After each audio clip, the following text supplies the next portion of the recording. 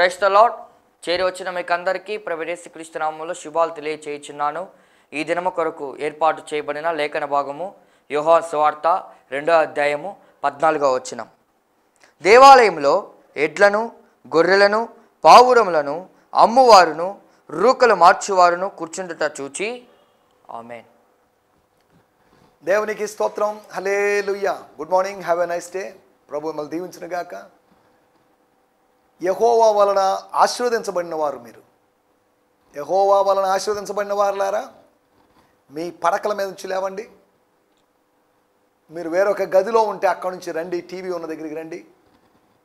లేదంటే యెహోవా వలన ఆశీర్వదించబడిన వారులారా, మీ యూట్యూబ్ ఆన్ చేసుకున్నారు, అలాగే దాన్ని కంటిన్యూగా చూడండి. దాన్ని ఛానల్ ఏం మార్చొద్దు, లేదా వేరే సైట్లోకి వేరే లింక్లోకి వెళ్ళొద్దు. దేవుని స్తోత్రం. హల్లెలూయా. ఆశీర్వాదమునకు వారసులవుటకు దేవుడు మనల్ని పిలిచాడు, శాపానికి వారసులు కావడానికి కాదు.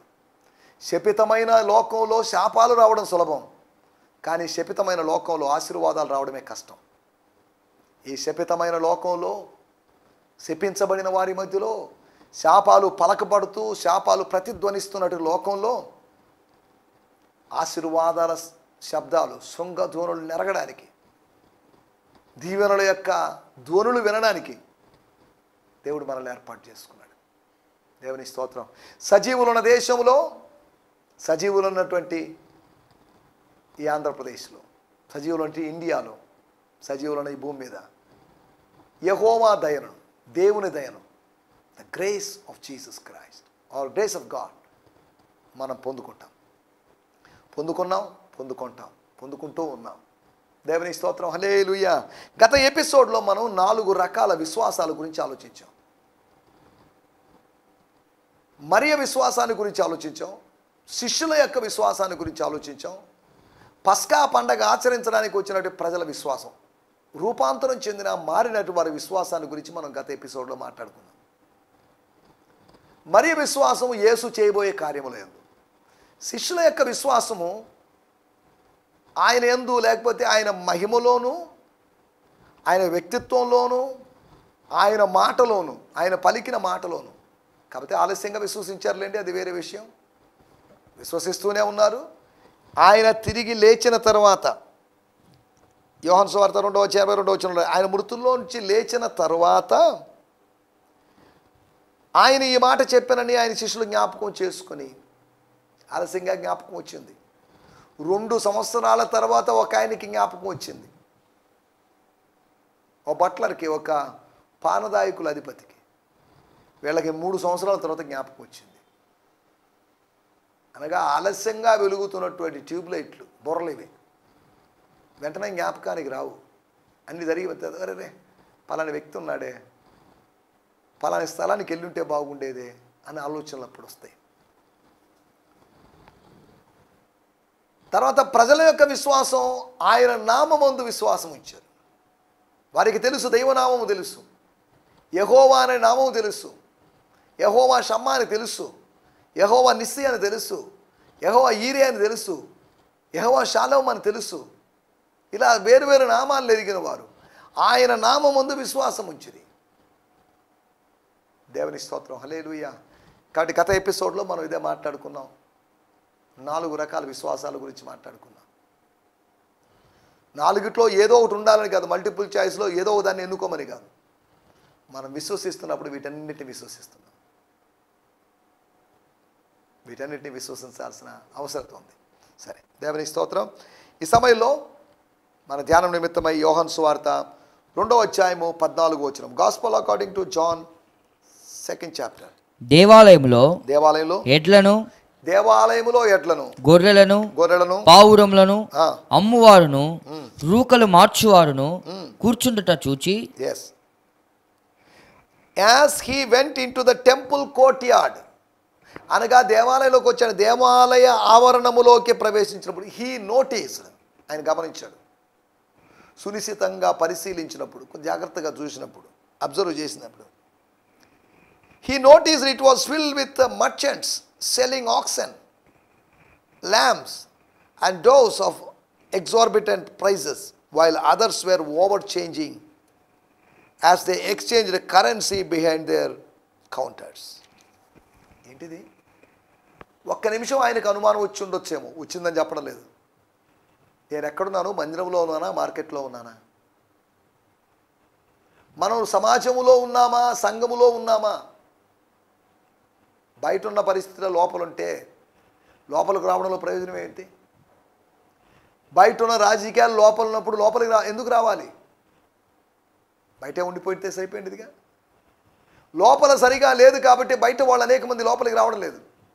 గుర్తుపెట్టుకోండి, సంఘాల్లోకి ప్రజలు రాకపోవడం అనే దాని గురించి కాదు, క్రీస్తులోకి ప్రజలు రాకపోవడం. ఒకవేళ సంఘాల్లో ఏమండి, సంఘాలు అభివృద్ధి చెందుతున్నాయి, విస్తారంగా ఉన్నాయి, 5,000 10,000 ఇలా సంఖ్య పెరుగుతుంది కదా, మళ్ళీ అభివృద్ధి చెందడం లేదు, రావడం లేదు అని అంటున్నారు. ఏదో వస్తున్నారు కానీ ఇంకా రావాలి అనేక మంది దేవుని సంఘాల్లోకి, దేవుని వాక్యం వినడానికి, దేవుని వాక్య విశ్లేషణలు విని దీవెనలు పొందడానికి, దేవుని వాక్యాన్ని వివేచించడానికి. దేవుని స్తోత్రం, హల్లెలూయా. ఇక్కడ రాయబడిన మాటలు, హీ నోటీస్డ్, ఆయన గుర్తించాడు, గమనించాడు. గమనించి ఏంటిదంతా అని శిష్యులను అడగలేదు. మనమైతే అడుగుతాం, ఏంటిదంతా? పెద్ద కుమారుడు పొలములో నుంచి వస్తూ తన ఇంటికి సమీపంగా అయినప్పుడు వినిపిస్తున్నట్టు వాద్యాలు, వాటిని ఉద్దేశించి, బాబు ఏంటిది, హలో హలో అని ఒక పనివాడిని పిలిచి ఏంటిదంతా అని అడిగాడు. యేసు ప్రభు, what's going on, what's this అని అనలేదు. అక్కడ జరుగుతుంది ఏంటో ఆయనకి స్పష్టంగా తెలుసు. మోషే పర్వతం మీద దిగి వచ్చినప్పుడు కింద ఏం జరుగుతుందో తెలుసు, పరిస్థితులన్నీ అర్థమవుతున్నాయి. జాషువా అని అడిగాడు, అయ్యా యెహోషువా బ్రదర్, నా కుమారుడా ఏంటి కింద? అదేదో జయధ్వనిలాగుంది. కానీ యెహోషువా కన్నా వాడి అయినటువంటి చక్కటి గ్రహణ శ్రవణ శక్తి కలిగినటువంటి చెవులు కలిగిన మోషే అన్నాడు, నో, వాళ్ళు విగ్రహారాధన చేస్తున్నారయ్యా, బలి అర్పణలు చేస్తున్నారు, వాళ్ళు ఆడుకుంటున్నారు, తింటున్నారు, తాగుతున్నారు, కాబట్టి ఇది ఇలా జరగడానికి వీల్లేదు అన్నట్టుగా మోషే వ్యవహరించాడు. సరే, మనం ఇప్పుడు దాంట్లోకి వెళ్ళడం లేదు. మనం ఆలోచిస్తున్న విషయాలు ఏంటి అంటే, యేసు ప్రభు దేవాలయంలో, మన టైటిల్ సమస్తమును చూచేటువంటి యేసు, అన్నిటిని చూస్తాడు. చూసి చర్య తీసుకోవచ్చు, చర్య తీసుకోకపోవచ్చు. చర్య తీసుకోనంత మాత్రాన చూచేవాడు కాదు అనడం అవివేకం. దేవుని స్తోత్రం. చూచుచున్న దేవుడు ఆయన. 139వ కీర్తనలో మనం గమనిస్తే మనకందరికీ తెలిసినటువంటి కీర్తనాకారుడు చెప్పిన మాటలు అద్భుతంగా ఉంటాయి. తన అనుభవంలో చెప్తున్నాడు, తన థియాలజీ చెప్తున్నాడు, తన వేదాంతం. 2, 3, 4 వచనాలు, 3, 4 ఇంగ్లీష్లో కలిసి ఉన్నాయి. You perceive every movement of my heart and soul, and you understand my every thought before it even enters my mind. You are so intimately aware of me, Lord. You read my heart like an open book. ఒక తెరవబడిన పుస్తకాన్ని చదివినట్లుగా నా హృదయాన్ని చదువుతున్నావు. You know all the words I am about to speak. నేను even before I even start a sentence, ఒక వాక్యాన్ని ఆరంభించడానికి ముందుగా నువ్వు సమస్తం ఎరిగావు. You know every step I will take before my journey even begin. నా ప్రయాణము ఆరంభించబడడానికి ముందే, నా ప్రయాణములో నేను వేసేటువంటి అడుగుల సంఖ్య నీకు తెలుసు. 139వ కీర్తన 2, 3 వచనాలు మనకు చదివితే, స్తోత్రం స్తోత్రం. నేను కూర్చుండుట, నేను లేచుట నీకు తెలియను, నాకు తలంపు పుట్టక మునుపే నీవు నా మనసు గ్రహించుచున్నావు. నా నడకను నా పడకను నీవు పరిశీలన చేసి ఉన్నావు. నా చర్యలన్నిటినీ నేను ఎవరితో నడుస్తున్నాను, నీవు ఎక్కడికి వెళ్తున్నాను, నేను ఎక్కడి నుంచి వచ్చాను, సమస్తము ఎరిగి ఉన్నాడు. సమస్తమును ఎరిగినట్టు నీవు బాగుగా తెలుసుకొని ఉన్నావు. దేవుని స్తోత్రం, హల్లెలూయా. కీర్తనాకారుడు చూడండి. కాబట్టి దేవునికి కాకుండా దేవుణ్ణి మరుగు చేసి, దేవుణ్ణి హైడ్ చేసి మనం ఏదో చేయాలనుకుంటామేమో, అది భ్రమే. ఆయన సమస్తము చూస్తున్నాడు, సమస్తము వింటున్నాడు. కాబట్టి జాగ్రత్త. దేవుడు ఎక్కడో ఆకాశాల కవతలో ఉన్నట్టు దేవుడు ఇవన్నీ పెద్ద పట్టించుకోడు. ఇవన్నీ నెగ్లెక్ట్ చేస్తాడు, అలక్ష్యం చేస్తాడు అనుకుంటున్నారేమో. ఆయన ప్రతిదీ చూస్తున్నాడు. తన ఎడల యథార్థ హృదయము కలిగిన వారిని బలపరచుటకై యెహోవా కనుదృష్టి లోకమంతా సంచారం చేస్తుంది. లోకమంతా సంచారం చేస్తుందంటే ఆంధ్రప్రదేశ్ అంతా సంచారం చేస్తుంది, నెల్లూరు జిల్లా అంతా, మనమున్న ప్రదేశం అంతా దేవుని ఆత్మ, దేవుని కనుదృష్టి సంచారం చేస్తుంది. దేవుని స్తోత్రం, హల్లెలూయా. మనం ఆలోచిస్తున్న విషయాల్లోకి వచ్చేద్దాం. సమస్తమును చూసేటువంటి యేసు, సమస్తము అనగా గుడ్డివాడు కాని యేసు. గుడ్డి బోధకులు ఉన్నారు, గుడ్డి ప్రవక్తలు ఉన్నారు, కానీ యేసు సమస్తము యొక్క గతాన్ని, సమస్తము యొక్క వర్తమానాన్ని, సమస్తము యొక్క భవిష్యత్ కాలాన్ని ఎరిగినవాడు. ఇక్కడ రాయబడిన మాట అదే. దేవాలయములో ఎడ్లను గొర్రెలు పావురము అమ్మువారును రూకలు మార్చువారును, అమ్మువారు రూకలు మార్చువారు, పక్షులని లేకపోతే జంతువులను అమ్మువారు, మనీ మార్చేవాళ్ళు, వీళ్ళిద్దరు కలిసిపోయారు. దొంగ కలుసుకున్నారు, వీళ్ళిద్దరు కలుసుకొని పోయారు. ఆత్మీయులు కలుసుకుంటారు, ఇద్దరు దొంగలు కలుసుకున్నారు. వీళ్ళు కలిసి ఉండడం ఏంటి? వాళ్ళు దొంగలని కాదు, వాళ్ళు దొంగలని యేసు ప్రభు గుర్తించాడని కాదు, వాళ్ళు వ్యాపారస్తులని యేసు గుర్తించాడని కాదు. ఏంటి వాళ్ళ కౌంటర్లు ఏంటి, వాళ్ళ వ్యవహారాలు ఏంటి? ఏంటిదంతా జరగకూడనిది ఏదో జరుగుతుంది, నిషేధించబడినది అక్కడ నిర్విరామంగా జరుగుతుందే అనేది యేసు యొక్క ఆవేశం, యేసు యొక్క ఆవేదన. జరగకూడనిది జరిగితే మన హృదయాలు కూడా బద్దలైపోతాయి. యేసు హృదయం బద్దలైపోయింది. అయ్యో, ఈ దేవాలయానికి ఏంటి దుస్థితి వచ్చింది అన్న పరిస్థితి. అలనాడు సొలొమోను ప్రతిష్ఠ చేసినప్పుడు మందిరం ఎలా ఉంది, ఇప్పుడు ఎలా ఉంది? ఆ రోజు వ్యాపారపు టిల్లులాగా లేదు, దొంగల గోగా లేదు, అది క్రమేణా దొంగల గోగా మారిపోయింది. ఈ రోజులు కూడా సంఘాలు దొంగల గోగాను వ్యాపారపు టిల్లుగా మారిపోవడం విచారకరమైన విషయం. మనం ఆలోచిస్తున్న విషయాలు, నేను 7 విషయాలు మీకు జ్ఞాపకం చేయబోతున్నాను. సమస్తమును చూచేటువంటి యేసు సమస్తమును చూడగలడు నిరూపించడానికి 7 విషయాలు సరిపోతాయంటే సరిపోతాయి. ఒక్క విషయమైనా చాలు. లేదా ఇంకా అనేకమైన విషయాలు కూడా మనం రాబట్టుకోవచ్చు. మన సమయం లేదు కనుక 7 విషయాలతో మనం సరిపెట్టుకుంటున్నాం. చూచుతున్న దేవుడు నీవేనయ్యా, అది మన పాట కాదు, హాగరు పాట. అది హాగరు రాసిన పాట. పాటేం కాదు, మాటను మనం పాటగా మార్చేసాం. మాటలు పాటలైనా పర్లేదు, పాటలు మాటలైనా పర్లేదు, కానీ పాట విస్మరించబడకుండా ఉంటే చాలు. మాటలోనైనా ఒక తలంపు ఉంటుంది, ఒక సత్యం ఉంటుంది. చూచుతున్న దేవుడు నీవే అంటే ఊహ కాదు, అదొక సిద్ధాంతం కాదు, అదొక సత్యం. చూస్తున్నాడు. నన్ను చూడలేదేమనుకున్నా, నన్ను చూశాడు. కేవలం మా యజమానురాలనే చూస్తున్నాడు అనుకుంటున్నాను, కానీ నన్ను కూడా చూశాడు. చూడండి, దేవుని స్తోత్రం. దేవుడు మనల్ని చూసేటువంటి దేవుని హల్లెలూయా, హల్లెలూయా. ఒకటి, వారు కూర్చుండట చూచాడు, అనగా తిష్ట వేసుకొని సెటిల్ అయిపోయి నాటుకొని పోయి పాతుకొని పోయిన వారిని చూస్తున్నాడు. ఆయన కూర్చుండట చూచాడు. దేవుని స్తోత్రం, హల్లెలూయా. సమయంలో మరొక మాట మనం చూసుకుందాం. 2వ మాట, యోహాను సువార్త 1వ అధ్యాయం 38వ వచనం.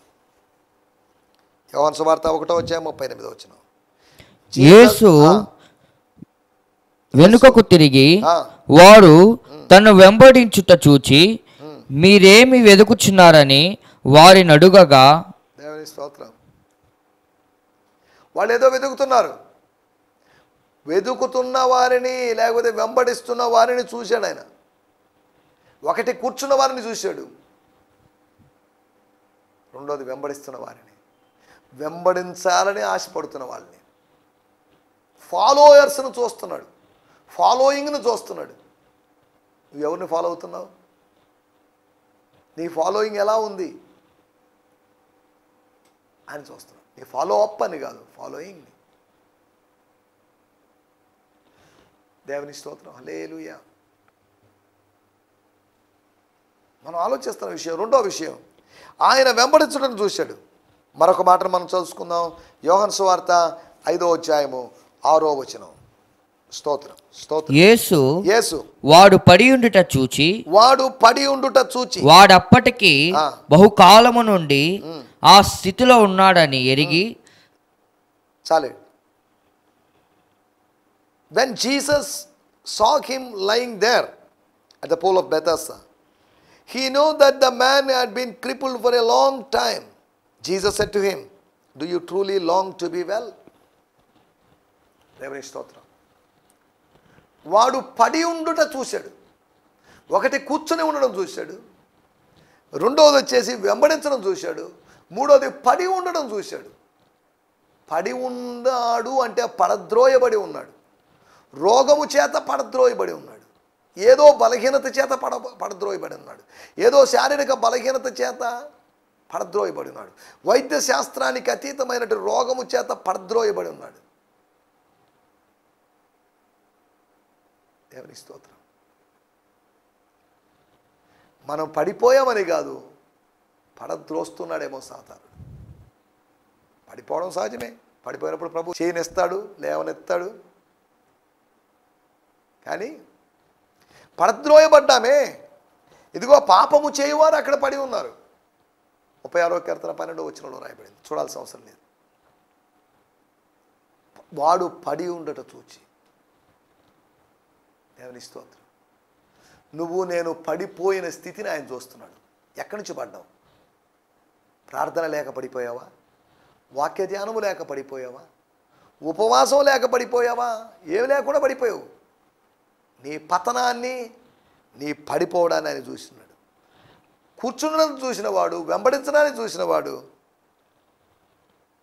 పడిపోయిన స్థితిలో ఉన్నవాడిని చూశాడు. దేవుని స్తోత్రం. అదే యోహాను సువార్త 5వ అధ్యాయం 14వ వచనం. అటు తర్వాత యేసు దేవాలయంలో వానిని చూచి, ఇదిగో. దేవాలయములో వాణ్ణి చూచి. A short time later, Jesus found the man at the temple and said to him, "Look at now, you are healed. Walk away from your sin, so nothing worse will happen to you." దేవుని స్తోత్రం, హల్లెలూయా. ఏంటంట? వాడు ఉండడం చూశాడు. ఎక్కడున్నాడు? వాడి కోసమే వచ్చాడో లేదో మరి మనకు తెలియదు, కానీ నశించిన దానిని వెతకి రక్షించుటకు ఆయన వచ్చాడు. అనగా భౌతికంగా బాగుపడి ఆత్మీయంగా నశించిపోవచ్చు, ఆత్మీయంగా బాగుపడి భౌతికంగా బాగు లేకుండా ఉండొచ్చు. దేవునికి స్తోత్రం. అక్కడ రాయబడినట్టు మాట, వాడు ఉండటం, దేవాలయములో ఉన్నాడు, నివాసం ఉన్నాడని కాదు, టైం బీయింగ్ ఉన్నాడు. 38 సంవత్సరాలు కోనేరు దగ్గర ఉన్నవాడు ఇప్పుడు కోవెల్లో ఉన్నాడు. కోనేటి నుంచి కోవెల్లోకి ప్రభువు నడిపించాడు. క్రీస్తు చేసే కార్యం నిన్ను కోనేటి దగ్గర ఉండనివ్వడు, ఆయన నిన్ను కోవెల్లోకి తీసుకున్నాడు. నీ హృదయాన్నే కోవెలగా మార్చాలనుకుంటున్నాడు దేవుడు. దేవుని స్తోత్రం. కోకిలగా కాదు, కోవెలగా, అనగా ఆలయంగా, టెంపుల్గా. దేవుని స్తోత్రం, హల్లెలూయా. వాటి కూర్చుండడం చూశాడు, వెంబడించడం చూశాడు, అంతేకాకుండా పడి ఉండడం చూశాడు, ఉండడం చూశాడు. యోహాను సువార్త 5వ అధ్యాయం 20వ వచనం. తండ్రి కుమారుణ్ణి ప్రేమించుచు. తండ్రి కుమారుని ప్రేమిస్తున్నాడు. తండ్రి అయిన దేవుడు కుమారుడైన దేవుని ప్రేమిస్తున్నాడు. తాను చేయు వాటి నెలను ఆయనకు ఆగపరచుచున్నాడని మీతో నిశ్చయముగా చెప్పుచున్నాను. Because the father loves his son so much. చాలా ఎక్కువగా ప్రేమిస్తున్నాడు తండ్రి కుమారుడు.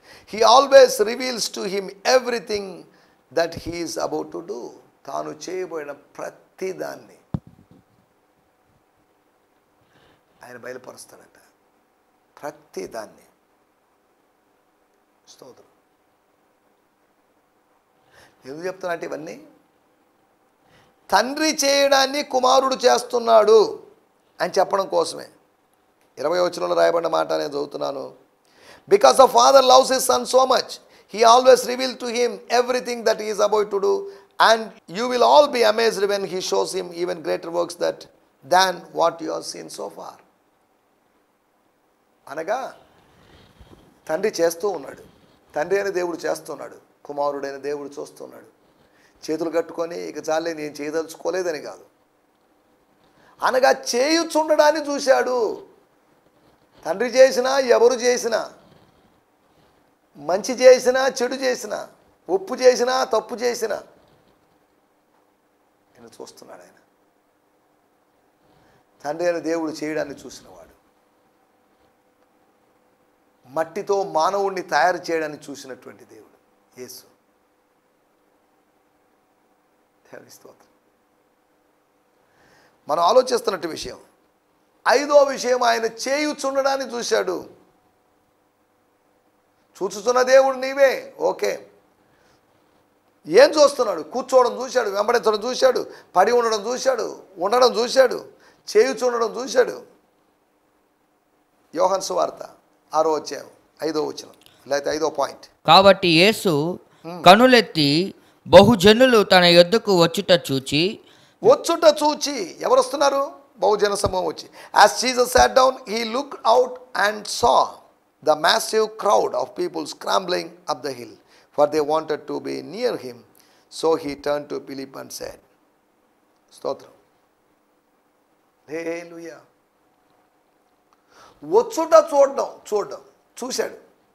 ఆయన దగ్గరికి వెళ్ళడం, ఆయన దగ్గరికి వస్తూ ఉండడం, ఆయన్ని సమీపిస్తుండడం అనేదాన్ని ఆయన చూశాడు. ఆయన ఎన్నైనా చూడగలడు, దేన్నైనా చూడగలడు. దేవుని స్తోత్రం. చివరి విషయాన్ని కూడా నేను చెప్పి ముగించేస్తాను. యోహాను సువార్త 8వ అధ్యాయం 9-10 వచనాలు. వారు ఆ మాట విని పెద్దవారు మొదలుకొని చిన్నవారి వరకు ఒకని వెంట ఒకడు బయటకు వెళ్ళిరి. యేసు ఒక్కడే మిగిలెను. దేవుని స్తోత్రం, హల్లెలూయా. నేను చదువుతున్నాను 8వ అధ్యాయం 9-10 వచనాలు. Upon hearing that, her accuser slowly left the crowd one at a time, beginning with the oldest to youngest, with a convicted conscience, until finally Jesus was left alone with the woman still standing there in front of him. So he stood back up and said to her, "Dear woman, where are your accusers? Is there no one here to condemn you?" ఆమె తన ఎదుట నిలిచి ఉండడం చూశాడు. నువ్వు నిలిచి ఉండడం, నీ స్టాండింగ్ని చూస్తున్నాడు. నీ సిట్టింగ్ని, నీ స్టాండింగ్ని, నీ ఫాలోయింగ్ని. దేవుని స్తోత్రం, హల్లెలూయా. నీ ఫాలోయింగ్ని చూస్తున్నాడు, నీ బీయింగ్ని చూస్తున్నాడు, నీ వర్కింగ్ని చూస్తున్నాడు, నీ కమింగ్ని చూస్తున్నాడు. దేవుని స్తోత్రం, నిన్ను చూస్తున్నాడు. ఎంత గొప్ప సంగతి! దేవుడు నన్ను చూస్తున్నాడు. చూసి ఏం చేస్తాడు? చూసి కొడతాడా, తిడతాడా? కొట్టకపోవచ్చు, తిట్టకపోవచ్చు అనే ఉద్దేశంతో మరింత ఎక్కువగా చెడు చేసుకుంటున్నావా? చెడును పోగు చేసుకుంటున్నావా? దేవుని స్తోత్రం, హల్లెలూయా. నా మాటలు నేను ఇక్కడ ముగించేస్తున్నాను. కొన్ని విషయాలను మీకు గుర్తు చేశాను. చూచుచున్న దేవుడు, అవును, యేసు చూసే దేవుడు. చూచి చూడనట్టుగా ఉన్న దేవుడు కాదు. చూడలేకపోయినప్పటికీ చూస్తున్నాను చెప్తున్న దేవుడు కాదు. ఆయన దృష్టికి మరుగైంది ఏది లేదు. సమస్తమును ఆయనకు తేటగా కనబడుచున్నవి. గుడ్డడు కాదు, వర్ణ అంధత్వము లేనివాడు ఆయన, కలర్ బ్లైండ్నెస్ లేనివాడు. కొన్ని జంతువులకి, కుక్కలకి కొన్ని కలర్స్ కనిపించవు, కానీ యేసు అలా కాదు. నీ ప్రతి కలర్ ఆయన కనిపిస్తుంది, నీ ట్రూ కలర్స్ ఆయన కనిపిస్తాయి. దేవుని స్తోత్రం, హల్లెలూయా. ఆయన నిన్ను చూస్తున్నాడు, నన్ను చూస్తున్నాడు. నువ్వు అరణ్యంలో ఉన్నా, అంతఃపురంలో ఉన్నా, ఆలయంలో ఉన్నా నిన్ను చూస్తాడు. ఆయన స్వభావం అది. చూస్తున్నవాడు ఏమి చెప్పకపోయినా ఏదైనా చేసేటువంటి అవకాశం ఉంది. చెప్పాలనుకున్నప్పుడు ఆయన చెప్పి తీరుతాడు. దేవునికి స్తోత్రం. నా మాటలను ఇక్కడ ముగిస్తున్నాను. నువ్వు కూర్చోవడం, నువ్వు వెంబడించడం, నువ్వు పడి ఉండడం, నువ్వు ఉండడం, నువ్వు నిలిచి ఉండడం, దేవునికి స్తోత్రం, నువ్వు చేస్తూ ఉండడం, అంతేకాకుండా నిన్ను పూర్తిగా ఈ రోజులో స్కానింగ్ మిషన్లు వచ్చాయి. ఈ బాడీ మొత్తాన్ని స్కాన్ చేసి ఎక్కడ ఏ లోపం ఉందో, ఎక్కడ ఏ సమస్య ఉందో, ఏ రోగం ఉందో చెప్పగలరు. ఆయన నిన్ను చూసి స్కాన్ చేస్తాడు. అపోస్తలుడైన పౌలు అంటాడు మొదటి తెస్సలోనిక పత్రిక 3వ అధ్యాయంలో, మీ ముఖమును చూచి మీ విశ్వాసంలో లోపము తీర్చున్నట్లు మేము దేవునికి మొరపెడుతున్నాం అంటాడు. దేవునికి స్తోత్రం. ఎంత గొప్ప సంగతో. విశ్వాసమందు కొరతలు తీర్చబడాలి. అది ఆత్మీయ సహవాసం ద్వారా తీర్చబడాలి. ఆత్మ సంబంధమైన సంఘం ద్వారా అలా జరగాలి. దేవునికి స్తోత్రం. దయచేసి కళ్ళు మూసుకోండి, చిన్న ప్రార్థన చేసుకుందాం. ప్రభువా, మమ్మల్ని ఎవ్వరు చూడడం లేదనుకుంటున్నాం, కానీ నువ్వు మమ్మల్ని చూస్తున్నావు, మమ్మల్ని అబ్జర్వ్ చేస్తున్నావు, జాగ్రత్తగా గమనిస్తున్నావు.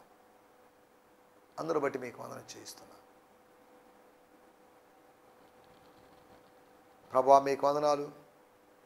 7 విధాలుగా మానవుడు ఉన్నప్పటికీ మానవుడిని నువ్వు చూసావని, నీ తండ్రి అయినటువంటి దేవుడైనటువంటి యెహోవా దేవుడు ఆయన చేస్తూ ఉండడాన్ని నువ్వు చూసావు. హల్లెలూయా. స్తోత్రం, స్తోత్రం.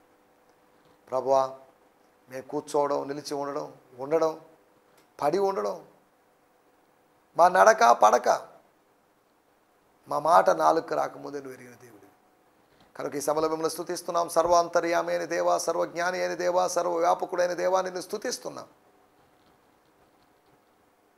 మీ గురించి అనేకమైన విషయాలు తెలుసుకొని ఆత్మీయంగా బలపడే ముందుకు సాగుతూ సాయించాం. యేసు నామములోనే ప్రార్థించగలుగుతున్నాం పరమ తండ్రి. ఆమేన్, ఆమేన్, ఆమేన్. స్తోత్రం, స్తోత్రం. మీ అందరికీ వందనాలు.